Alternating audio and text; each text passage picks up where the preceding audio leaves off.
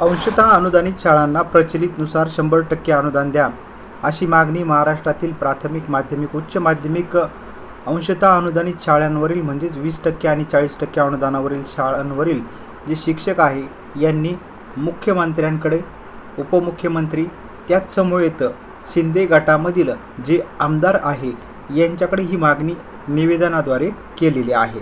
तर महाराष्ट्रातील सर्व जे शिक्षक आहे यामध्ये 20% आणि 40% अनुदानावरील जे प्राथमिक, माध्यमिक, उच्च माध्यमिक शिक्षक आहे यांच्याकडून प्रचलित धोरण लागू करण्यासंदर्भात मागणी समोर येत आहे. जवळपास 22 वर्षापासून संबंधित शिक्षक जे आहे त्यांना अनुदान मिळत नव्हतं. आता कुठेतरी 20% किंवा 40% अनुदान जे आहे ते काही शाळांना आता मिळालेलं आहे. त्यातील उच्च माध्यमिक शाळांना फक्त 20% अनुदान मिळत आहे मूळ वेतनाच्या. आणि त्यामुळं हे जे सर्व जे शिक्षक आहे यांना 100% पगार सुरू झाला पाहिजे.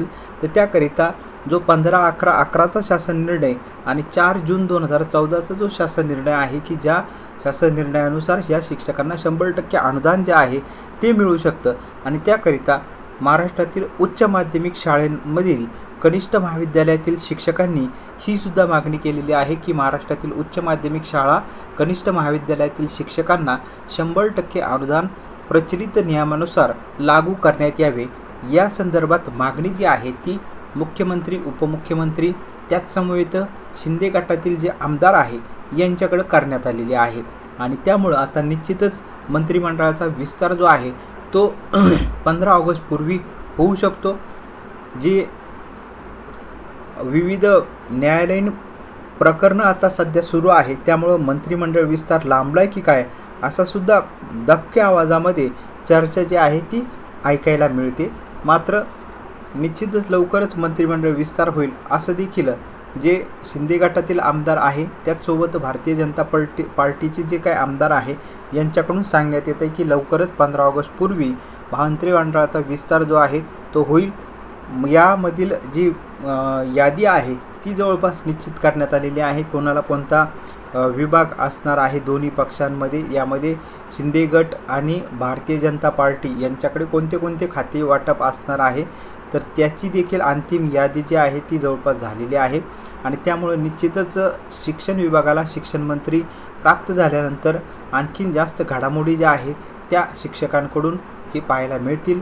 सर्वसामान्य शिक्षक आता थेट मुख्यमंत्री, उपमुख्यमंत्री यांना भेटत आहे.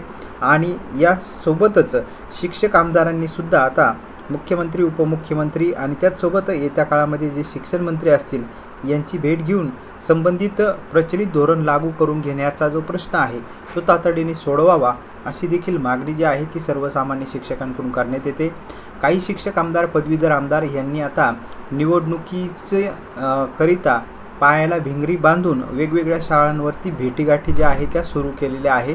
आणि त्यामुळं निवडणुकीचं वारं जे आहे ते शिक्षक आमदारांमध्ये पाहायला मिळते.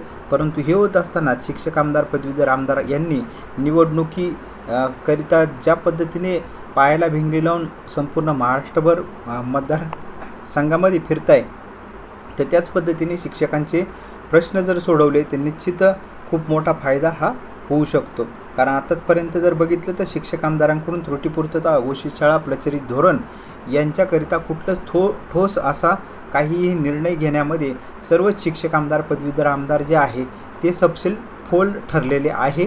आणि त्यामुळे निश्चितच येत्या काळामध्ये ज्या निवडणुका होऊ घातलेल्या आहे त्यांच्यामध्ये नेमकी काय होतंय याकडे महाराष्ट्रातील तमाम सर्व शिक्षकांचं आता लक्ष लागलेलं आहे.